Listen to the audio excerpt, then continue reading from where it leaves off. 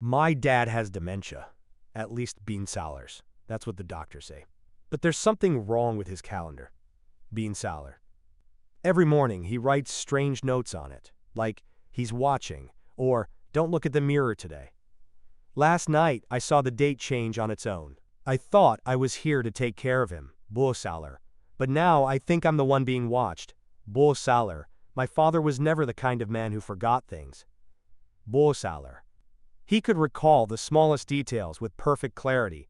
What time we went to the lake in 1996, the exact model of car we used on our family trips, and how many steps it took to get from the kitchen to the front door. He wasn't just detail-oriented. He was obsessive about it. His mind was a vault of memories, precise and unyielding. But all of that changed 3 years ago. At first, it was small things. He'd call me by my brother's name or ask what day it was. Harmless mistakes, right? Everyone forgets things now and then. But it didn't stay harmless for long. He'd forget where he put his keys or the name of a neighbor he'd known for over 20 years.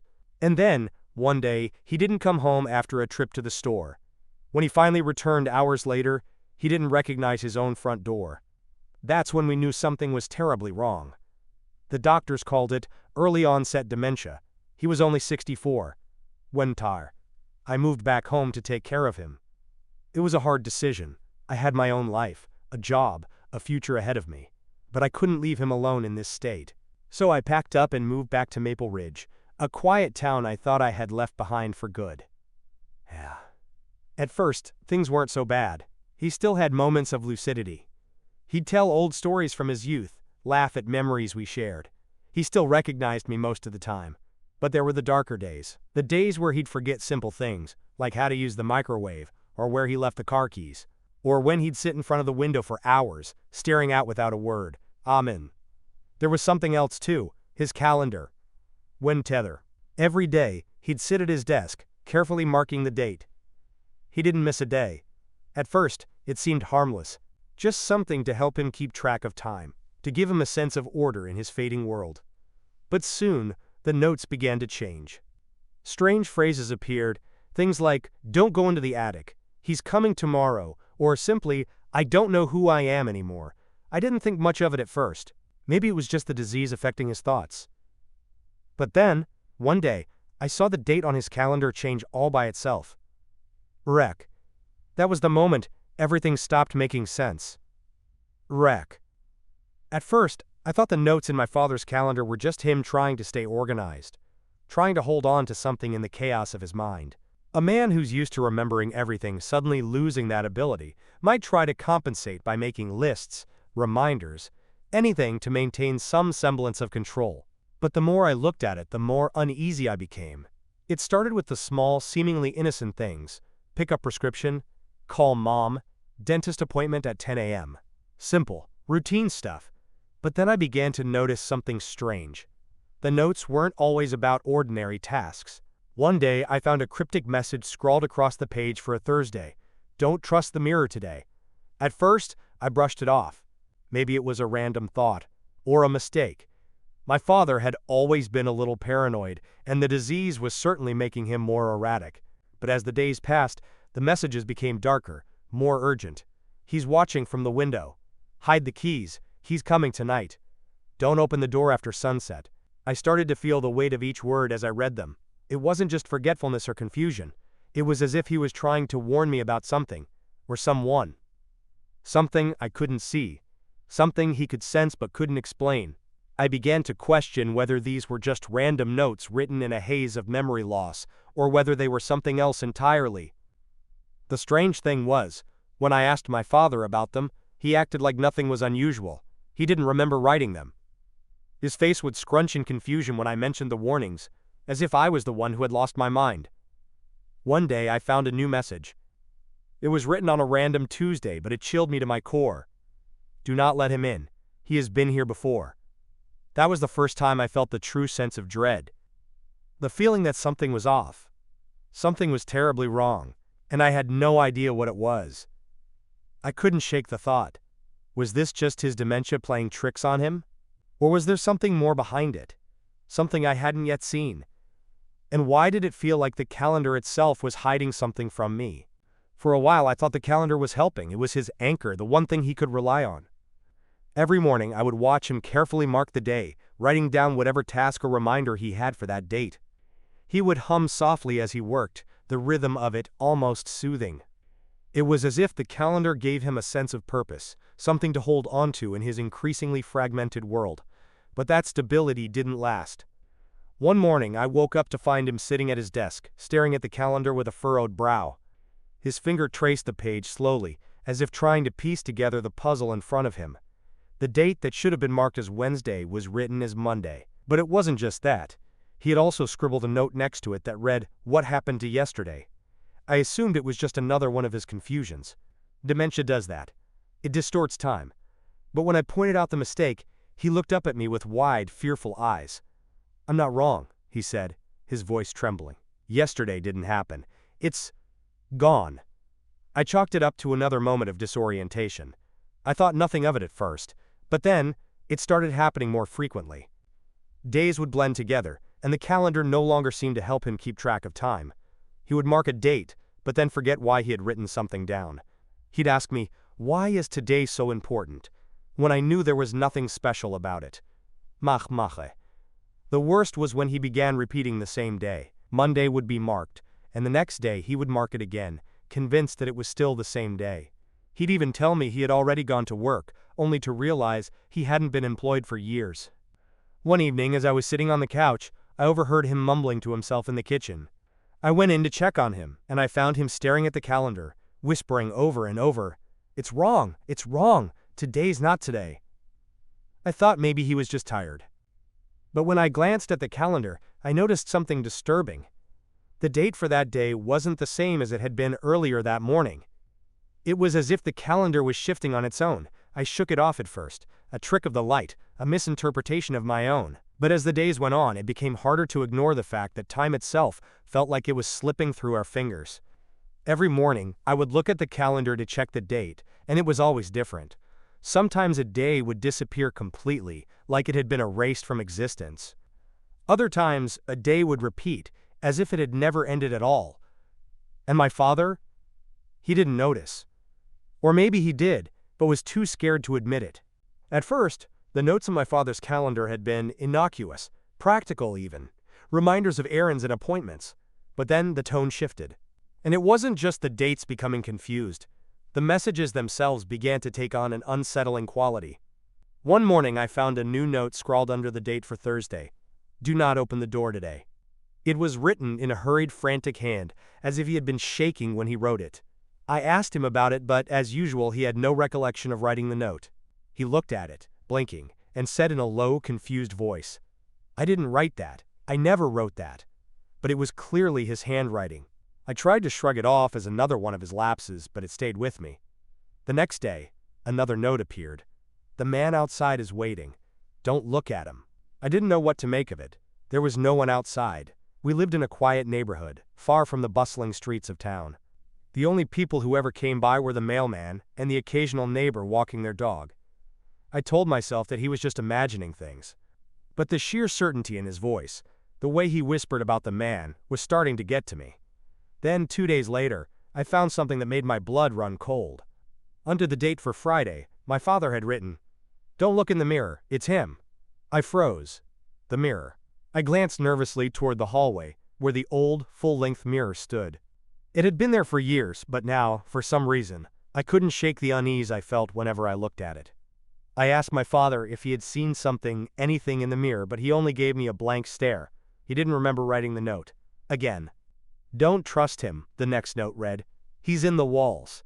By this point, I was starting to wonder if something darker was happening, not just in his mind, but in our home. I tried to dismiss it, telling myself it was just the disease, playing tricks on him. But how could I explain the way the house sometimes felt colder than it should? The eerie creaks at night? The sense that I was being watched, even when I was alone. Mansau, it wasn't just the notes. It was the way my father had started to look at me, with a mixture of fear and recognition. Like he knew something I didn't. Like he was trying to tell me something but couldn't find the words. I couldn't shake the feeling that the calendar wasn't just a way to track the days. It was becoming a record of something more. Something far worse.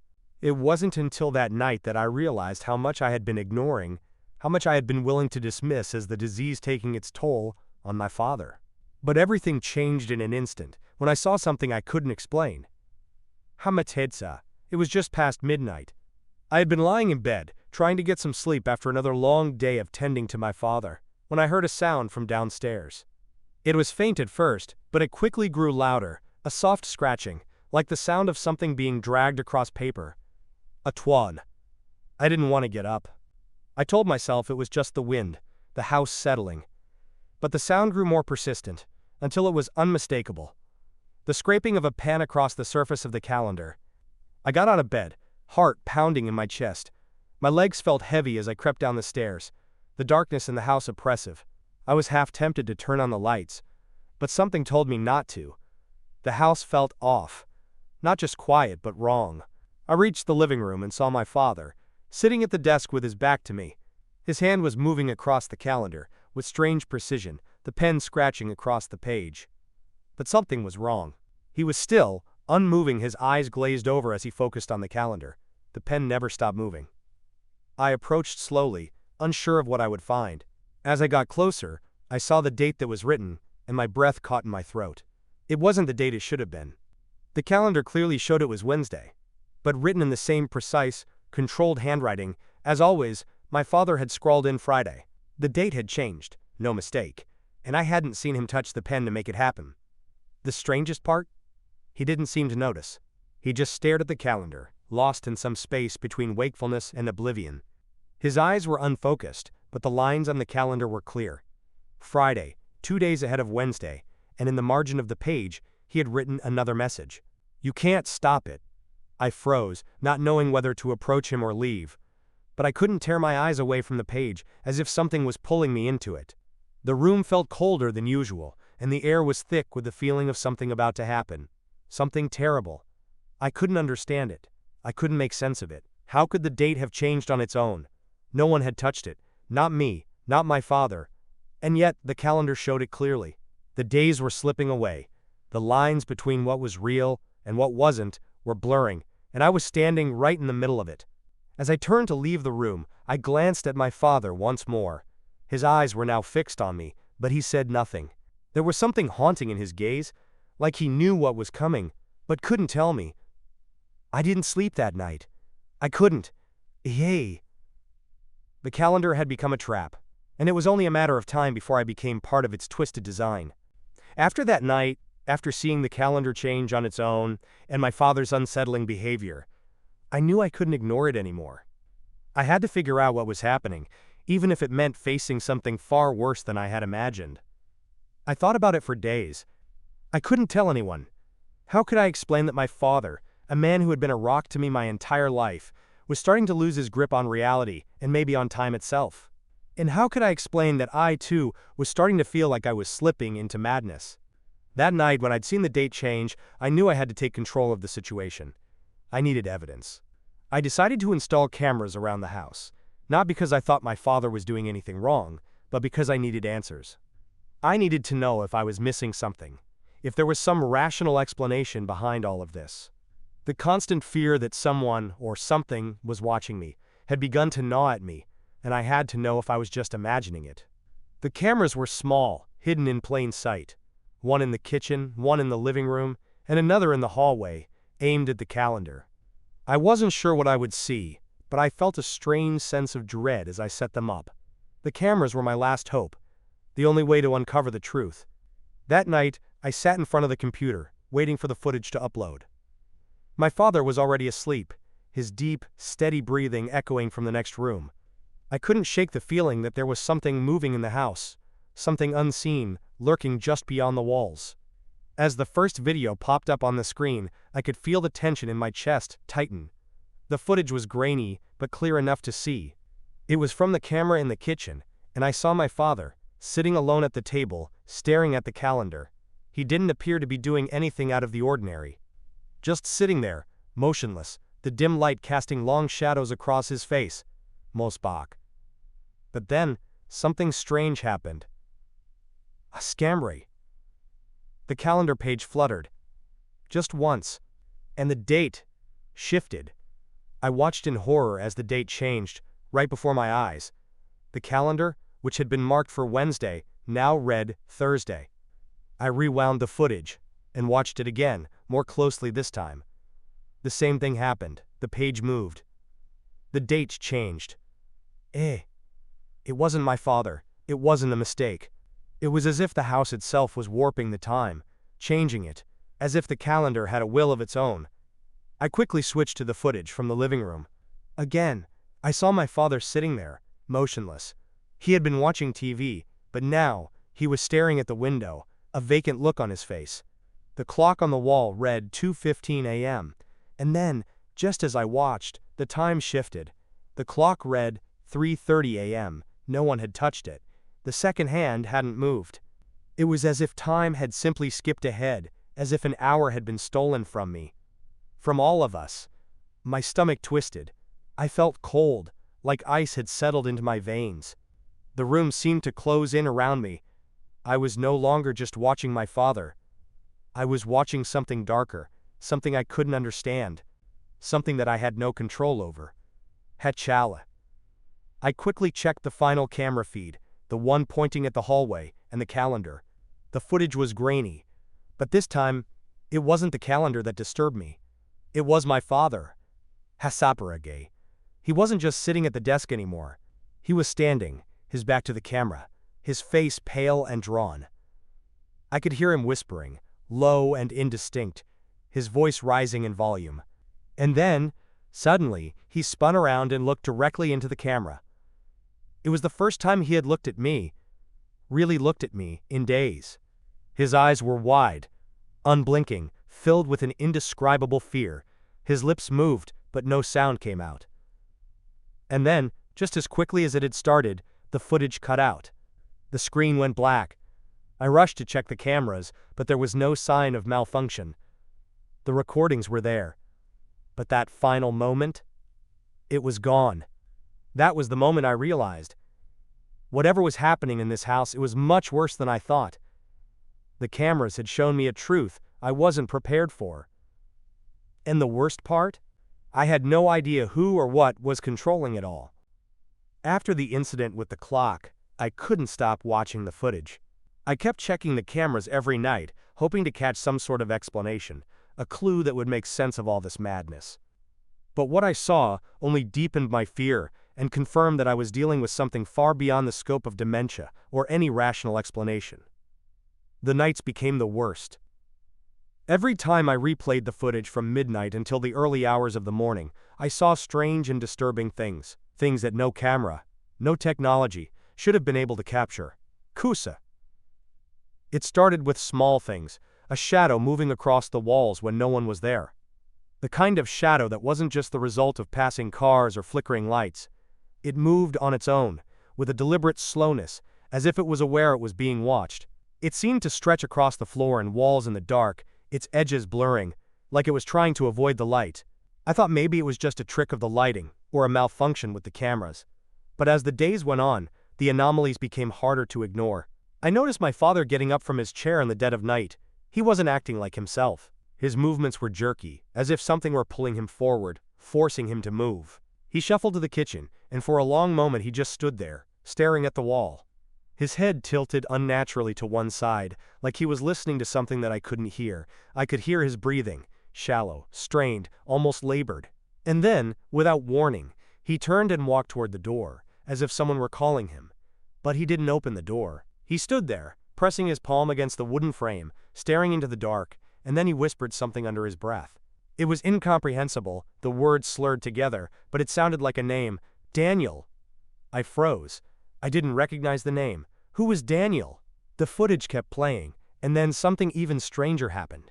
The shadow, the one I had seen on the walls, began to move again. But this time, it wasn't just on the walls, it was moving toward my father, slowly at first, and then faster, like it was stalking him. I was about to stop the footage, my heart racing, but I couldn't. I needed to know what was happening. I watched in horror as the shadow enveloped my father. He didn't seem to notice. His body stiffened, and for a brief moment, he seemed to twitch, like he was reacting to something invisible, something only he could feel. Then, he collapsed to the floor, unconscious, as the shadow seemed to pull back into the darkness. The camera footage suddenly flickered, and for a moment, the screen went black.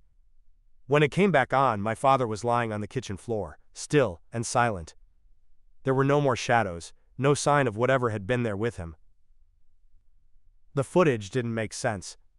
It was as if something had intervened, something I couldn't understand.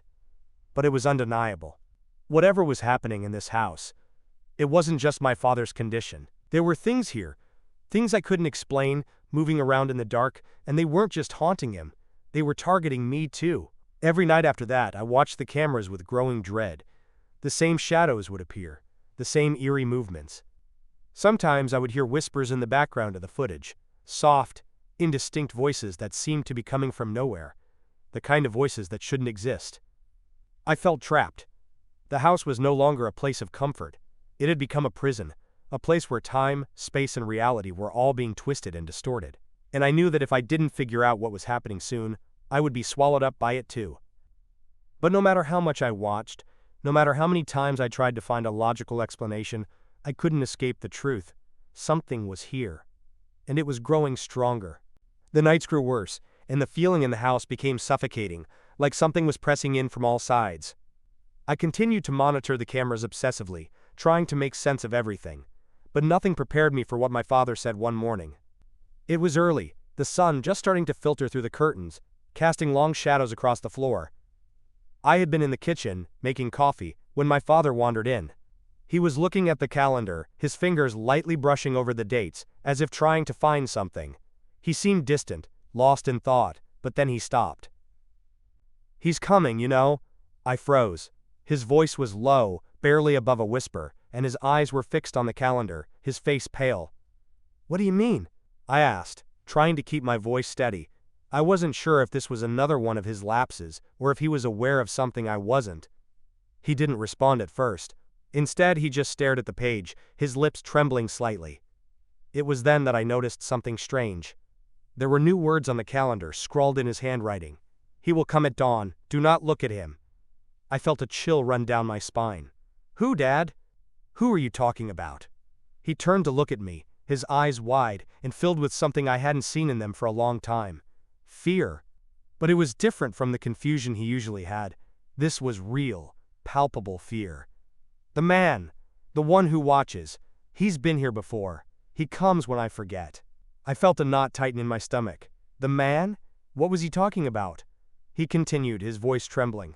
"I can't see him, but I know he's here.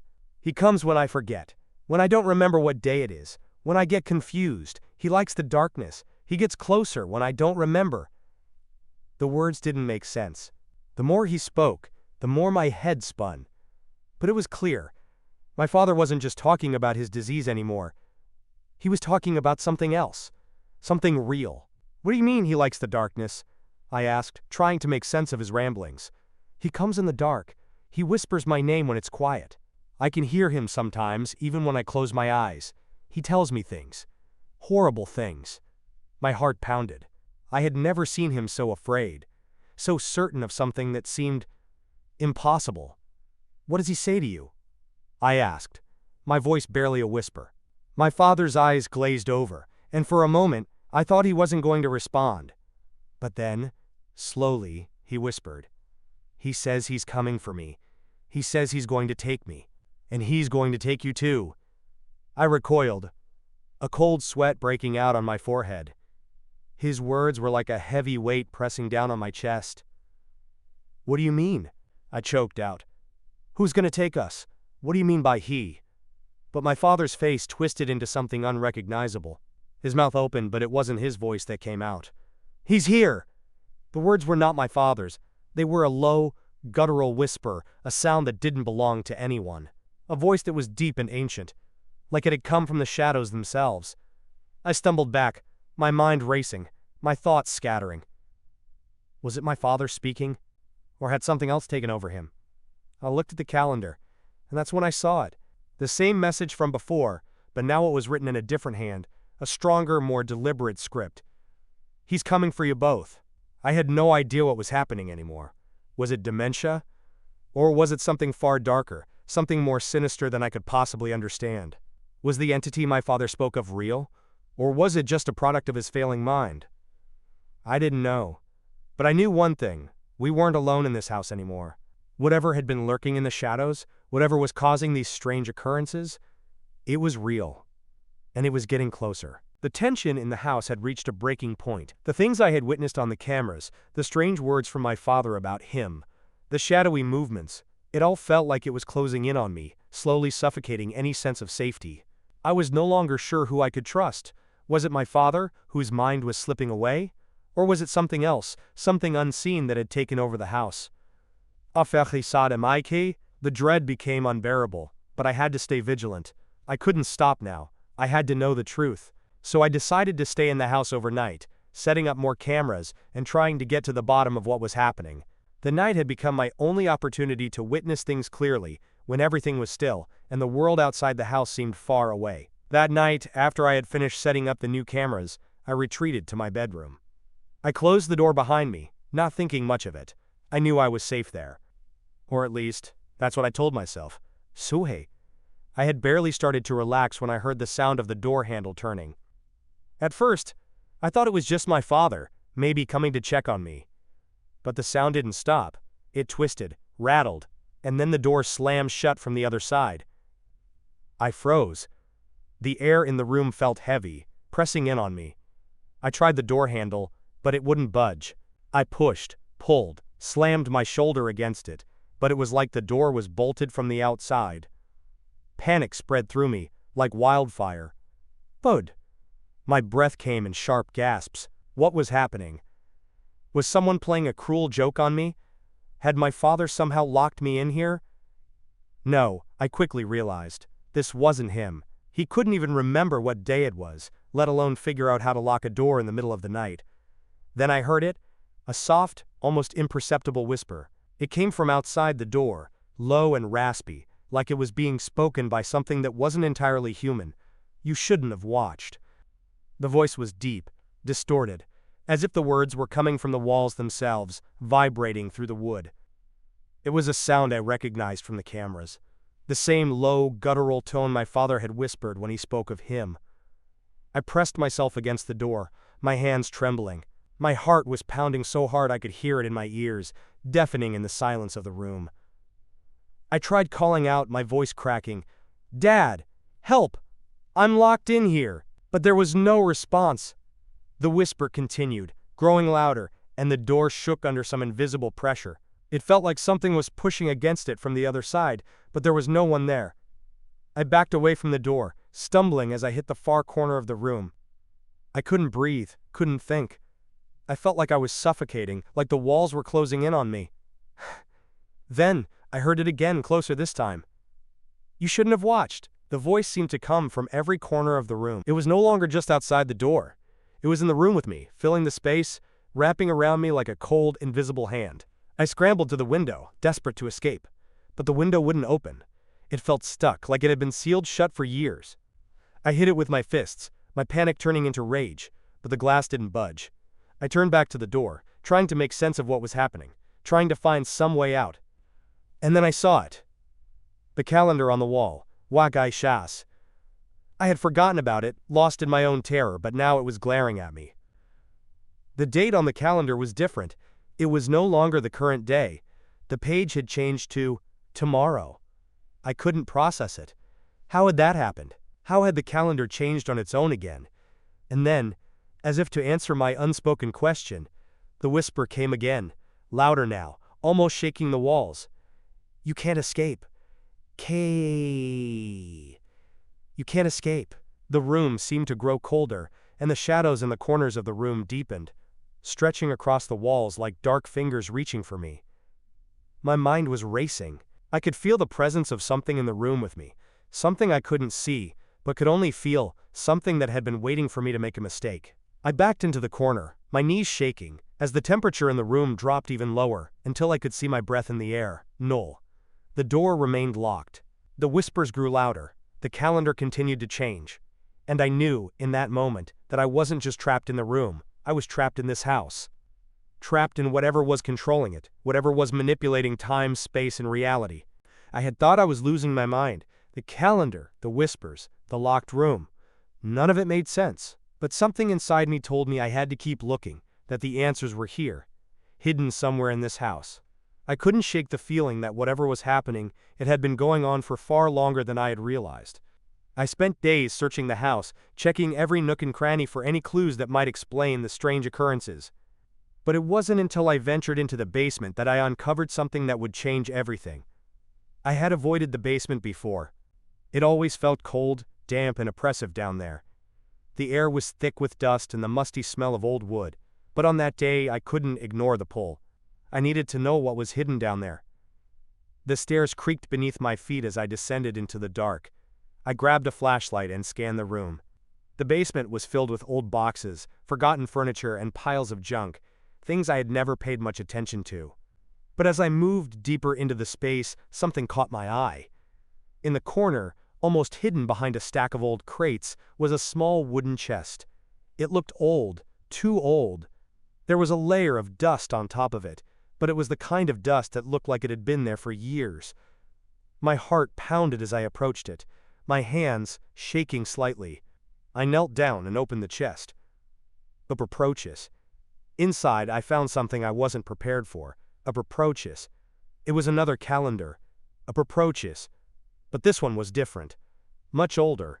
The pages were yellowed with age, and the ink was faded, but the handwriting was unmistakable. The same scrawl. The same strange, urgent entries. I turned to the first page and froze. The entries on this calendar were identical to the ones my father had been writing on the one in the living room. The same phrases. He will come at dawn. Do not look at him. He's coming for you both. Hide the keys. It was as though the calendar had been recording the exact same events, the same warnings, for years. I flipped through the pages, my hands trembling, my breath shallow. Every date was marked, each entry more disturbing than the last. But what made my blood run cold was what I found in the final pages. The last entry was the most chilling of them all. Tonight, he takes you. There is no escape. Time is his. The words were almost identical to the ones I had seen on my father's calendar just days earlier. The same handwriting. The same disturbing messages. Das a Gramal. Das a Gramal. The realization hit me like a ton of bricks. This wasn't just a new calendar. It was an old one. A calendar that had been written in long before my father ever started keeping track of the days. And the messages had never stopped. This wasn't just happening now. This had been happening for years. Whoever, or whatever he was, it had been waiting. It had been manipulating time, making sure the calendar was marked, guiding the events in this house long before I even knew about it. I stared at the calendar, my mind racing. What did it mean? Why had it been hidden here, in the basement for so long? And more importantly, why had my father been keeping the same calendar? Was he somehow connected to it? Or had he simply inherited this curse that had been passed down through time? Why had ne been sane from Threeson Parakafa? I couldn't answer those questions. Not yet. But one thing was clear. Whatever was happening, it wasn't just happening to my father. It was happening to me too. And as I looked at the last entry, I couldn't ignore the chilling truth that was staring me in the face. The entity had been preparing for this moment, for my arrival, for the moment when I would uncover the calendar, and now, there was no turning back. I was no longer sure what was real and what wasn't. The line between my father's delusions and the terrifying things I'd seen on the cameras had become impossible to distinguish. But finding that old calendar in the basement had been the key. It was the moment everything clicked into place, and yet, the more I thought about it, the more the pieces of the puzzle refused to fit together. My mind raced, piecing together fragments of conversations, scattered memories from my childhood. My father had always been strange, always a little off, even before his dementia had worsened. I wondered how much of that oddness had been caused by the things he had experienced, by the horrors written in that calendar. But something more disturbing began to gnaw at me. Something I couldn't ignore. I returned to the basement, drawn back to the chest. It haunted me. I opened the calendar again, flipping through the pages. And that's when I saw it. At the very end, there was something that I hadn't noticed before. A name. It wasn't written in my father's hand. It was written in the same ink as the eerie, cryptic entries. But it was different. It was as if it had been scrawled in desperation, in haste. James Walker. I stared at the name, my heart pounding. The handwriting was familiar, but I couldn't place it. I took a deep breath, then flipped back through the calendar pages, trying to find any connection between that name and the dates. And then I saw it. This calendar didn't just belong to my father. It had been passed down from someone else, someone before him. The more I read, the more I realized the truth. The same thing had happened to other people. My father had not been the first to experience this entity. There had been others, generations of people, all of them trapped in the same cycle, writing in the same calendar, marking the same warnings, the same strange phrases. Each person had slowly lost their mind. They had all written the same things in the calendar, and then they had disappeared. James Walker. The name wasn't a coincidence. He had been my father's father, and before him there had been others. The curse was passed down, as if it were part of the bloodline. Each one had left their mark on the calendar, the same cryptic words, the same warnings, the same terrifying knowledge. I could feel my heart race, my hands trembling as I held the pages. My father hadn't been the first. He was just another link in a long chain of people, cursed to endure this, cursed to write the same words over and over, to warn the next victim. And now, the cycle had reached me. I realized that I had become part of it, that I had unknowingly entered a long history of victims. The entity had been waiting for me to find the calendar. It had been waiting for me to uncover the truth. The realization hit me hard. There was no way out. I had been marked. I was now a part of the cycle. But as the dread and hopelessness settled over me, something in me snapped. I couldn't just accept it. I couldn't let it end like this. The fear had driven me to the brink of madness, but I refused to go quietly. Mume, I needed answers. I needed to stop the cycle. But in doing so, I made a dangerous choice. Mom. I took the calendar with me, back to my room. I couldn't ignore the overwhelming need to understand, to finish what had been started. I grabbed a pen, my hands shaking, and began to write. Niorite Balim. I wrote the date. I wrote what had happened. I even wrote the words that my father had scribbled. And then, as if guided by some unseen force, I wrote the same warning, the same entry that had haunted me. He's coming. You can't escape. I set the pen down and stared at the calendar. But before I could even process what I had written, I saw it. Hamasaif. The date on the page shifted. Hamasaifai. It wasn't the date I had just written. It was a different one. The date had changed, as though something or someone had reached through the fabric of time and altered it. I felt my stomach drop as I looked at the page. The date was now marked with a new entry. Minted X, you have been chosen. He will come again. I could feel it in my bones, the cold touch of inevitability. The entity was watching. It had been watching all along. Nassing. The cycle was never meant to be broken. It was never meant to end. I had become the next person to write in the calendar. Xing. And now, I was part of its twisted history. Forever. Thank you for watching to the end. If you enjoyed the video, please leave a comment and like it. It will help us grow. Until next time in the next video, bye.